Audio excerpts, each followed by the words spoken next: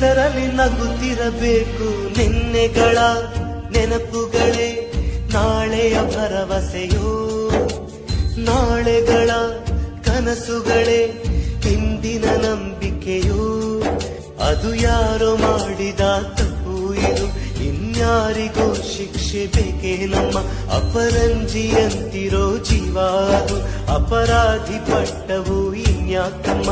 ಎದೆಯ ದಹಿಸೋ ದುಃಖ ಮನೆಯಲ್ಲಿದೆ, ದೈವ ಕ್ಷಮಿಸೋ ತ್ಯಾಗದ ದೇವತೆ ಸೆರೆಮನೆಯಲ್ಲಿದೆ. ನಿನ್ನೆಗಳ ನೆನಪುಗಳೇ ನಾಳೆಯ ಭರವಸೆಯೋ.